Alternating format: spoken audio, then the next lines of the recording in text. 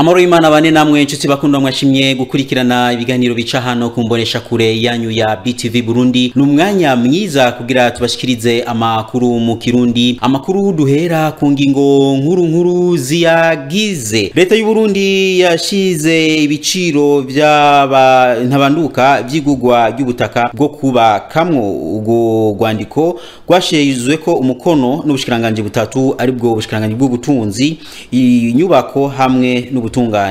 Muraza kubikurikirana murano makuru mu gihe ari bamwe babona ko kwisiga ibintu vyinshi mu maso ari uburyo bwo gusa neza mu kibano ntibabibona kumwe kandi bifise n'ingaruka mbi ku mubiri no mu maso. Turafise nandi makuru twabateguriye mu kanya idonido y'amakuru yacu mu Kirundi.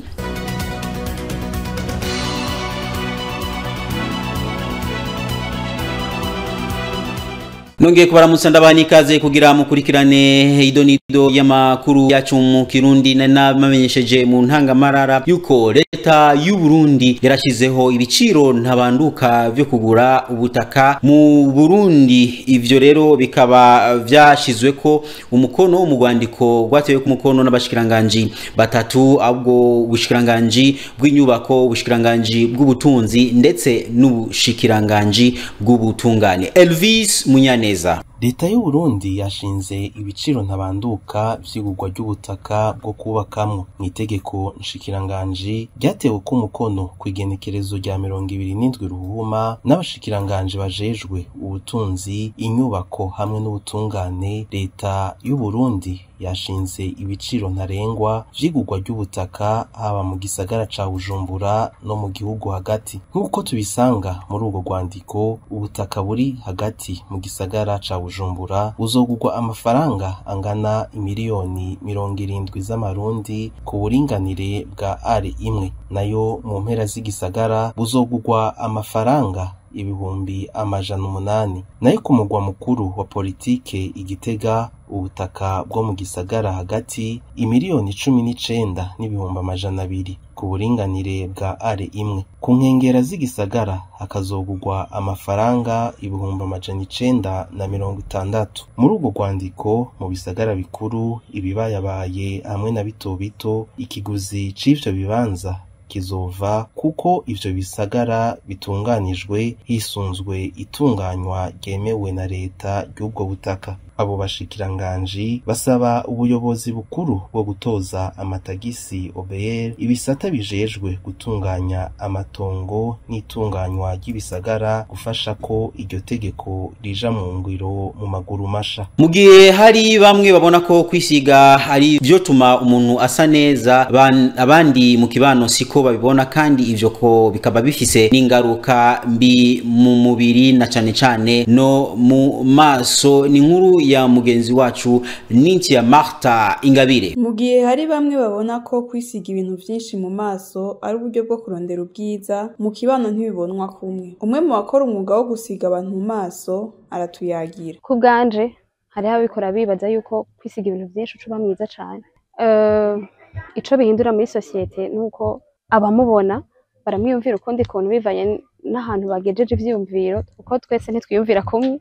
Ku bantu batahura makeup barabona ko yisize ibintu vyinshi, ariko ku bantu batayitahura bashobora kukidefinisa ukundi kuntu, ugasanga bamwiyumviriye uko atari, kandi wowe objectif ya mbere yarashaka gusa neza, yarashaka kuba mwiza, ariko bivaye n'abamubonye kaca batanga iyi definition.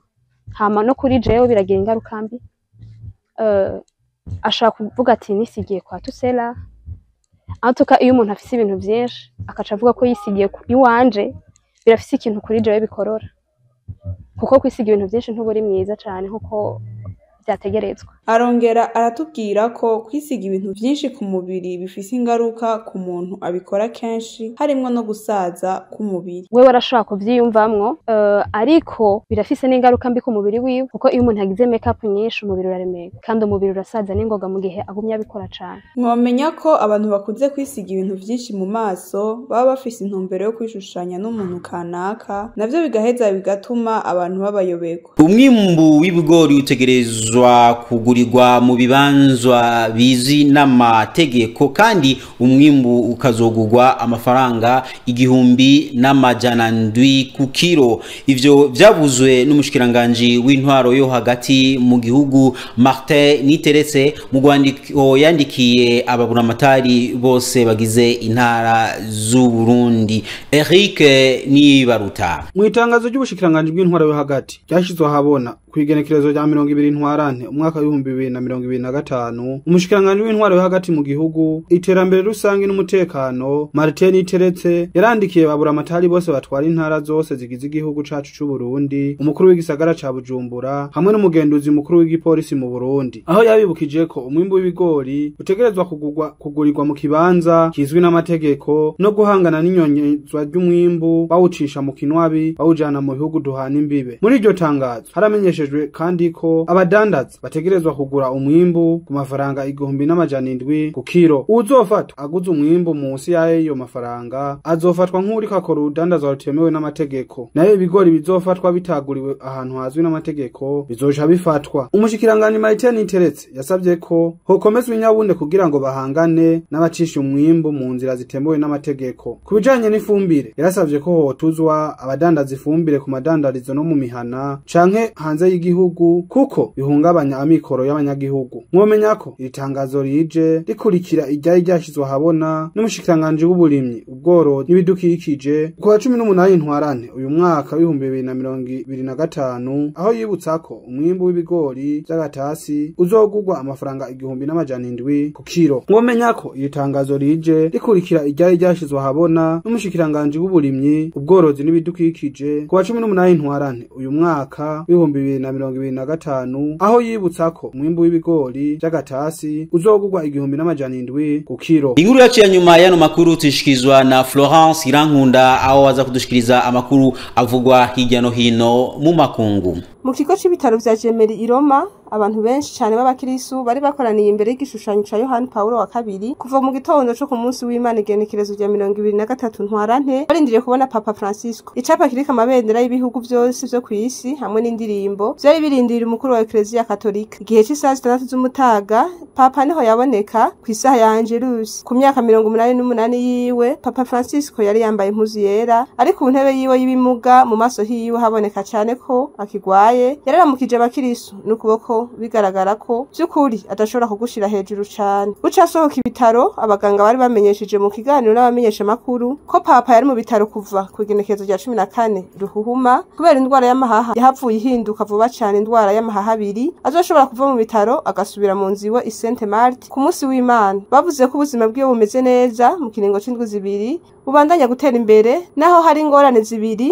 zatumye ubuzima bwiwe buja mu ngorane. Ariko rero Papa yasohotse asa n'urushe atampwema afise inyuma y'igihe kirekire ari mu bitaro arico gihe kirekire kuruta ibindi byose kuva atanguye ubupapa bwiwe mu 2013. Muri Korea y'Epfo naho sentare yubahiriza ibwirizwa shingiro y'icyo gihugu kuri uyu wa mbere yahinduye itegeko ryo gukombora umushikiranganje wa mbere Han Duck-soo yahagaritswe n'abashinga amateka ubu hakaba haciye amezi 3. Iyo ngingo isubira mu bikorwa vyiwe byo kuba umukuru w'igihugu by'agateganyo. Rikaba rihinduka rishasha mu ngorane za politike zashikiye Korea y'Epfo. Uyu munsi ku munsi wa mbere genekerezo rya 24 ntwarante sentare yubahiriza ibwirizwa shingiro yanse ikirego cyo gukuraho umushikiranganje wa mbere Han Duck-soo. Mu gihe urubanza rwo gukurwa kwa perezida Yoon Suk Yeol rushobora gufatwa mu minsi iri imbere, Han Duck-soo yongeye gusubira mu kazi kiwe yongera asubirana amabanga yo kurongora igihugu by'agateganyo. Yahagaritswe n'abashinga amateka inyuma y'igihe ca mbere c'agateganyo c'indwi zibiri nyuma y'aho umukuru w'igihugu Yoon Suk Yeol yirukanywe ku butegetsi kubera yashaka gushinga itegeko ry'igisirikare mu gihugu kugenekerezo rya 6 Kigarama. Sentare ikaba yafashe ingingo yo kwanka urubanza rwo gukuraho umushikiranganje wa mbere Han Duck-soo. Iyo sentare yasiguye ko ivyo yakoze bidashobora gufatwa nko guhemukira kwizigira abantu. Ni kuri nkuru ivuga amakuru yo makungu turangirije ko amakuru yacu y'ino munsi tukaba twashimiye mwese mwashoboye kuyakurikirana. Dushimire abamenyesha amakuru ba BTV bageje na hino kugira ngo bashobore kuyatorokanya ariko kandi mu bihinga bw'ivyuma badufashije kugira ngo ano makuru washobore kubashikira atankomanzi. Imana ibafashe mwese mubandanye mukurikirana ibiganiro bishikirizwa n'imbonesha kure yanyu ya BTV naho ubutaha.